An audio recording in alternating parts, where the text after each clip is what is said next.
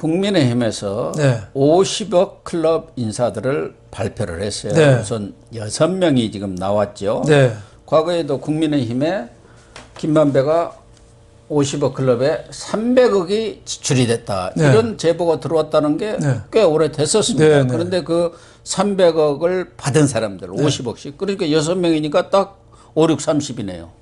네. 간단히 뭐 네, 위에 그렇죠. 곱해 보면은 권순일, 박영수, 곽상도, 김수남, 최재경, 홍모시. 이 최재경이가 여기서 또 갑자기 튀어나왔네요. 네. 그분이 이제 박근혜 정부 말기에 민정수석을 잠깐 했거든요. 예. 예. 별로 뭐 정치적을 뜻은 많지 않은 걸로 알고 있는데 본인은 완강히 거부를 하고 있습니다. 예. 이런 부인하고 있죠. 부인 안 했다가는 네. 50억이면 얼마를 사는지 아닙니까? 어마어마. 1억 이상이면 10년입니다. 네. 한 40년, 50년 네.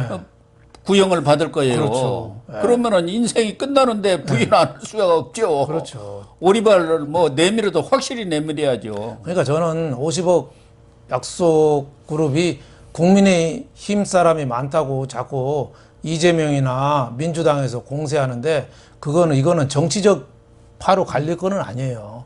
아니 뭐 왜냐하면- 국민의힘 사람이야 네. 곽상도, 최재경 부인 더 있습니까? 그렇죠. 최재경도 그 국민의힘 사람이라고 볼 수 없죠. 그렇죠. 지금 예. 곽상도 정도고 네. 박영수 특검은 진짜. 오히려 국정농단 특검 맡아가지고 박근혜 집어넣은 사람 아니에요. 문재인 예. 정권 창업의 1등 네. 공신 아닙니까? 그렇죠. 지금 권순일 전 대법관 이거 이재명 살려준 사람이고. 문재인 정부 와서 중앙선거관리위원장까지 해서 옛날에는 박근혜 말 탔는지 몰라도 지금은 완전히 문재인 말 갈아탄 사람이에요. 진적 갈아죠. 갈아탔죠. 사람이도 여기 이 정권에서 검찰총장 했잖아요. 그렇죠. 그러니까 저는 이 약속 그룹 6명 중에서 5명이 지금 법조인이거든요. 저는 이거 법조 카르텔이라고 봐요. 법조 카르텔입니다. 법조 마피아. 예? 지네끼리 봐주고 특히 특수부 출신들이 많잖아요. 지네끼리 봐주고 해주고 박영수 특검을 이번에 예를 들어 보면은 그 분양 김만배가 473억을 화천대유에서 돈을 대여해 갔잖아요. 예. 그거를 100억을 분양 대행업체에서 줬어요. 근데 그 대행업체가 박영수 특검 친척이라잖아요. 거기에 관계된 회사에 박영수 또 딸이 다니고 있어요. 아들도 무슨 네, 관계 아들은 화천대유 다니고 그리고 박영수는 거기 사회이사 그 분양대행업체 관계회사에 하고 딸은 그러니까 또 거기서 무슨 아파트도 하나 받았잖아요. 그렇죠. 그러니까 온 가족이 달려들어서 빨대 꽂고 있는 거예요. 앵벌이처럼.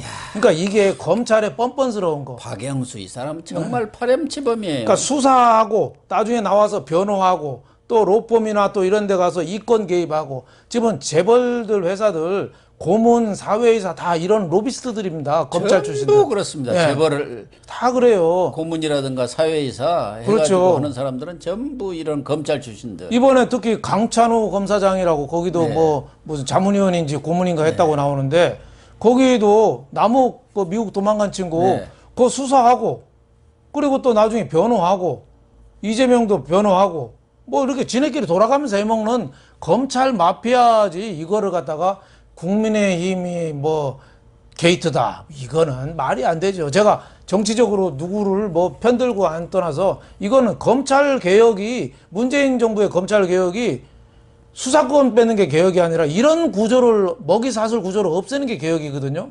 근데 자기네 수사 막는 것만 개혁하다가 이 꼴 난 거예요. 네. 박영수 이 사람은 또 그 가짜 수산업자 그렇죠. 포르쉐 받아갖고 네. 본인이 타고 다닌 게 그렇죠. 아니고 네. 부인도 아니고 또 다른 무슨 네. 모 여성이 탔다는 그런 설도 있어요. 그러니까 박영수라는 사람 제가 얘기 들어보면 누가 밥 먹자고 해도 거절을 안 한답니다. 네, 항상 창구가 열려 있죠. 네? 네, 그리고 또 누가 부탁해도 다 하여튼 열심히 성심성의껏 하여튼 한답니다. 그러니까 뭐 돈하고 권력하고 명예는 항상 따라다니는 거죠. 성남시의회도 의장이라든가 의원들한테도 돈을 뿌릴 수밖에 없죠. 그렇죠. 시의원들도 눈치가 뻔하고 거기 또 시의회에서 오케이를 받아야 할 사안들이 그렇죠. 많은데 거기다 뭐 50억은 안 네. 뿌렸겠지만 그래도 다 잔돈푼을 뿌렸다고 그렇죠. 봐야죠. 그렇죠. 그 사람들이야말로 또 빠꼼이들 아닙니까? 돈 챙겨 먹는 데는 또 뭐 그건 뭐 둘째 가라면 서러울 사람들인데 그런데 전 시의회 의장이 지금 화천대에 또 근무하고 있더라고요. 그게 말이 됩니까? 그러니까 시의회 의장까지 한 사람이 그런데 화천대유 같이 이렇게 가서 직원하고 직원하고 그런 거 하고 있냐 그러면서 말이야. 입주자들 무슨 민원 생기잖아요. 그걸 해결하러 다니는 모양. 진짜 할 게 있고 안 할 게 있거든요. 우리가 박영수한테 분노하는 게 특별검사를 했으면 자기 위신에 맞는 걸 해야죠. 그러니까. 이런 화천대유 같은 데서 뭐 맞고 그런 아파트 분양업자 회사 와서 뭐 맞고 이게 그래서 이 바람막이 돼주고 우리가 권순일 대법관도 욕하는 게 그거예요. 바로 그거죠. 영화 파렴치범 중에서 파렴치예요. 영화 나는 반대한다라고 영화 했거든요. 예. 미국 대법관 얼마 전에 돌아가셨죠. 루스 베이더 긴즈버그 여성 대법관. 예. 소신 있게 진짜 권위를 갖고 판결하잖아요. 누구도 뭐라고 못하잖아요. 근데 이 대법관이라는 친구가 그 화천대유 그 김만배를 8번이나 만났대요. 근데 이 김만배가 핑계대는 게 이발소 가려고 했다. 이발소 가려고 대법관 이름을 빌립니까? 그게 대법관이 꼭 이재명 대법 판결할 때 권순일이가 해준 거 아니에요. 네. 캐스팅 보트를 줘서 5대5인데 뒤집어줬잖아요. 그때 8번 만났으면 이거는 누가 봐도 뻔한데 대법관이 어떻게 저렇게 타락을 해도 저렇게 타락했나. 아니 재판하기 전날도 가고 네. 끝나는 그 다음 날도 갔으면은 김만배가 빈손으로 갔을까? 그러니까 일일 보고를 했다고 봐야죠. 지금 대법원 동향에 대해서 김만배한테 일일 보고를 했다고 봐야죠. 네. 그리고 김만배도 그 눈치가 뻔한데 그 CCTV도 한번 점검해 봐야 할 거예요. 비타 그렇죠. 500이라도 들고 갔는지. 그렇죠. 비타 500 웬만한 거에 뭐 1억도 들어가고 그런다고 그렇죠. 그러니까 그래서 저는 처음부터 얘기했잖아요. 아니 권순일이가 대법관까지 한 사람이 그 코딱지만한 회사 직원 16명 있는 회사에 월 1,500만 받고 거기 고문으로 갔겠느냐. 그렇죠. 분명히 뒤에 뭔가 오간 게 있을 것이다. 그렇죠. 가가지고 그 북측에 무슨 철도선이 들어가는데 원래 그 아파트를 지어줄 때 그걸 지중화 땅속으로 넣겠다 했는데 안 해버렸다는 거예요. 이제 짓고 나서 우리 몰라. 그러니까 그게 소송을 걸 것 아닙니까? 그렇죠. 거기 있는 입주자든가 주민들이. 네. 그걸 해결하러 갔다는 거예요. 그래가지고 거기 무슨 대표도 얘기했잖아요. 그분 오셔갖고 그 문제 아주 열심히 일을 했다고. 그게 대관 업무하러 가고. 그게 변호사법 위반입니다. 예.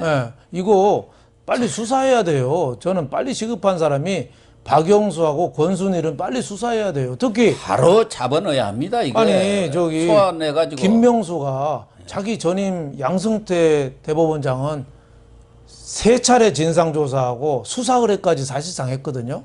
그래서 지금도 지금 재판받고 다니더구만요. 그렇죠. 머리 허해가지고 그렇게 그 자기 뭐 전임 강제 대법원장. 진용 뭐 했다고 어거지를 씌워가지고 하는데 이거는 권순일이고 딱 떨어지는 거잖아요. 아니 그 양승태 대법원장은 하나는 상고법원 만들려는 거 아니겠습니까? 그렇죠. 그래서 그 로비를 한 거고 하나는 이제 강제징용 판결. 그건 한일 관계를 고려해서 정부에서도 좀 사법 절제라는 것이 있지 않느냐.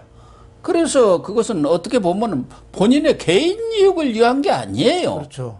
결과적으로 보면 뭐 대법원의 그런 그 상고법원 만드는 거고 국가적인 차원에서 개입을 했다고 한다면은 자기가 무슨 거기서 이익을 취하는 건 아니지 않습니까? 자기는 그렇죠. 나가면 그만인 사람인데 이 권순일은 손전히 자기 이익을 취한 거 아니에요? 그렇죠. 전혀 질이 다른 거예요. 완전히 진짜 나쁜 그런데 사람이라. 지금 양승태는 그냥 계속 뭐 재판을 뭐 몇백 번을 파도타던가 이게 발이 됩니까? 그렇죠. 대법관이 저런 행동을 했다는 거는 우리 국가로 봐서 대법원의 역할이 나라의 저울 같은 역할을 하거든요.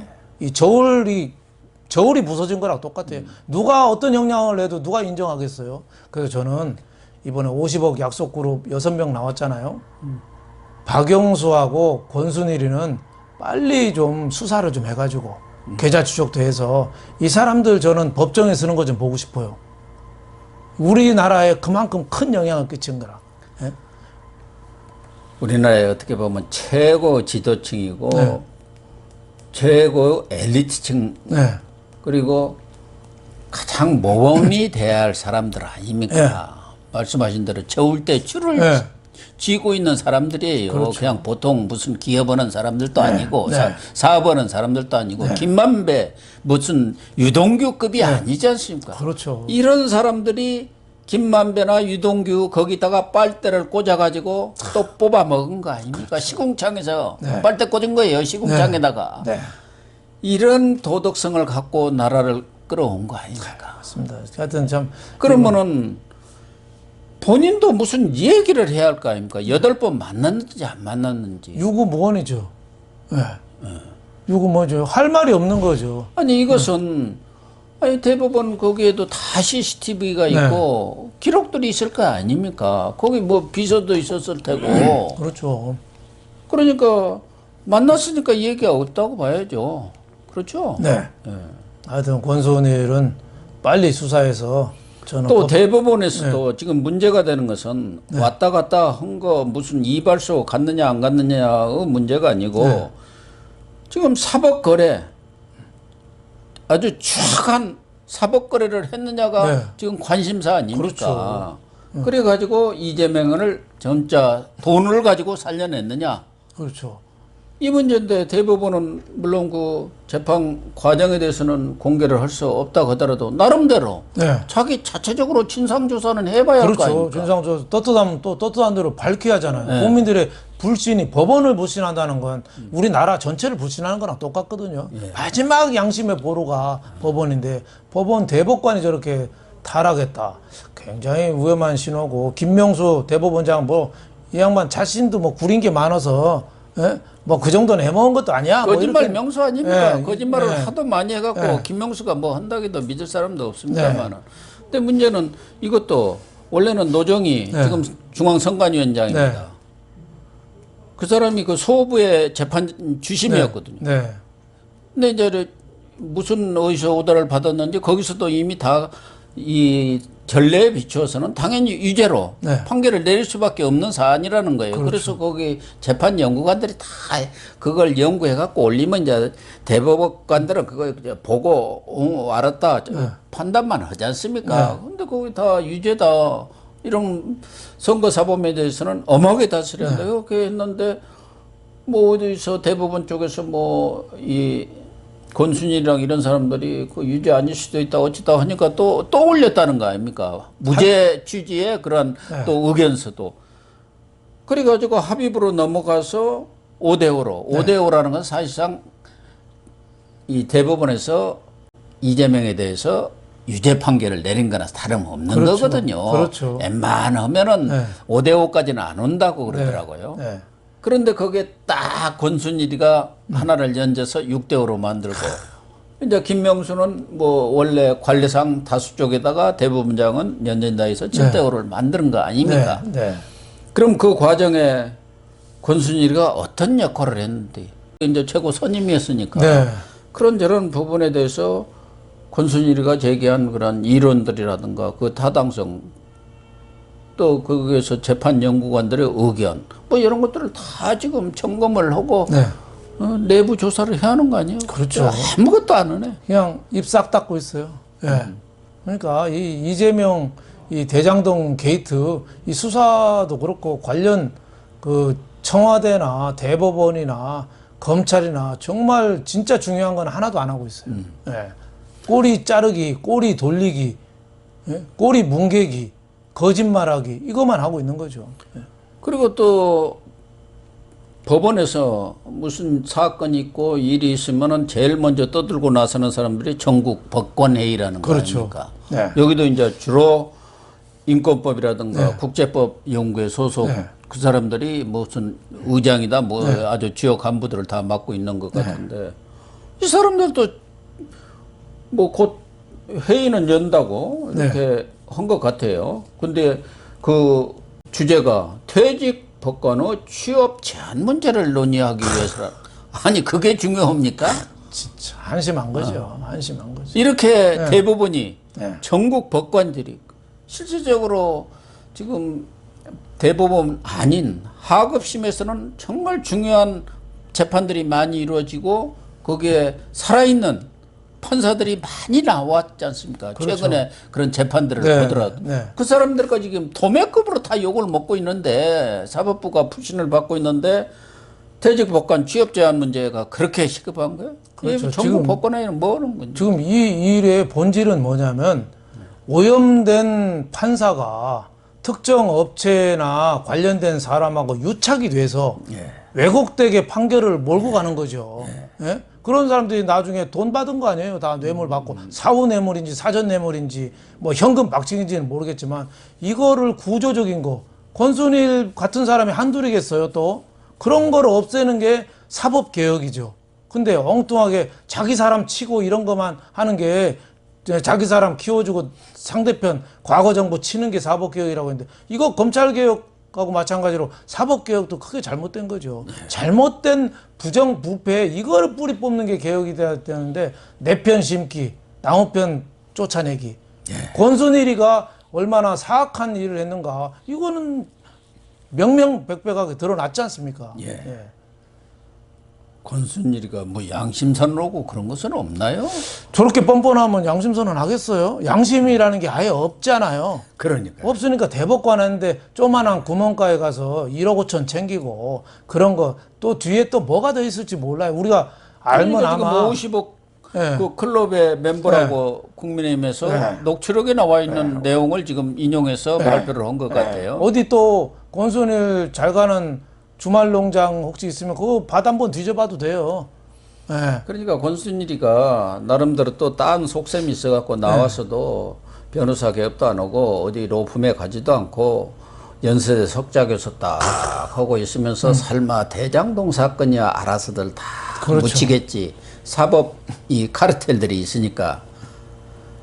그러고 나서 이재명이가 집권하면은 대법원장은 따놓은 그렇죠. 당상이다. 아, 이렇게 은혜로- 생각하고 있었을 거 그렇죠. 아닙니까? 그러니까 석자 교수 같은 거 하는 거예요. 그렇죠. 저술이 나고 뭐 얼마 전에 책도 하나 냈더라고요.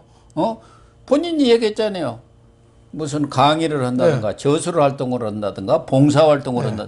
이제 봉사 활동을 한다는 게 화천대유에 가서 봉사 활동을 한 거죠. 그게 아니 연세대 강의도 저 법관의 양심 뭐 이런 거 강의 많이 했다잖아요. 네, 그게 자기가 양심에 털라놓고. 네. 예.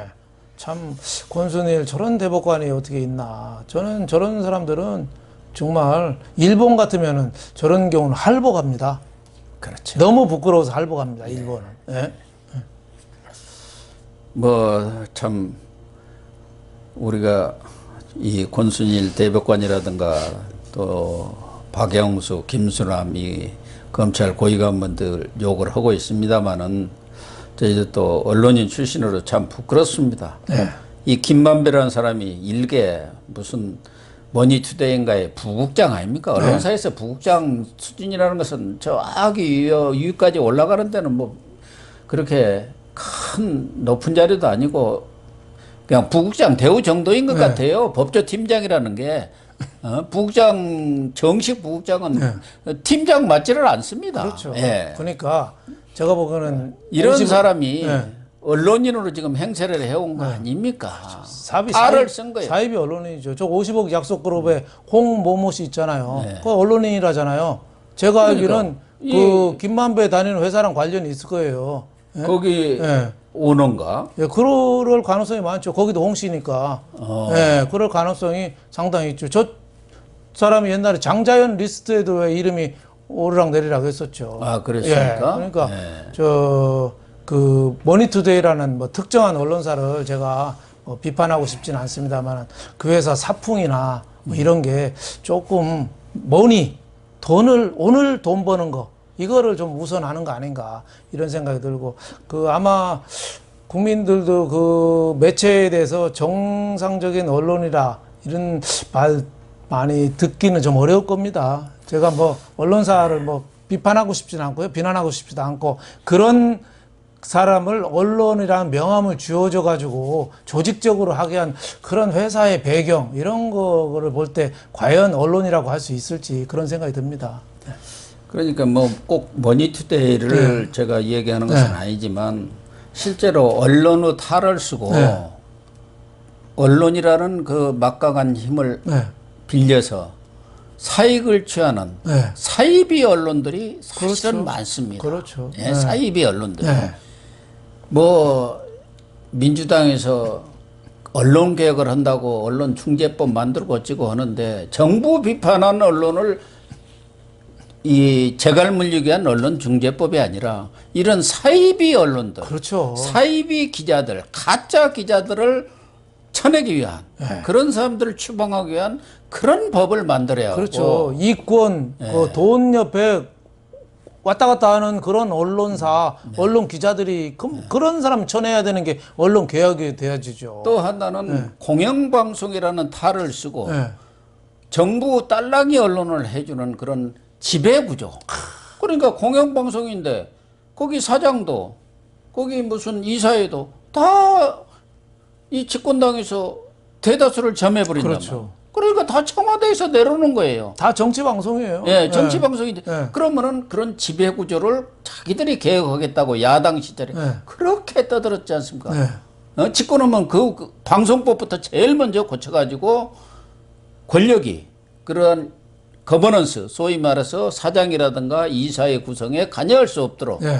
또 적당한 제동 장치를 만들 수 있도록 사장은 5분 후 3 이상의 네. 동의를 받도록 이사에 네. 그러면은 야당 추천 이사라든가 거기에 동의 없이는 할 수가 없으니까 네. 마음대로 지명을 할 수가 없어요. 그렇죠.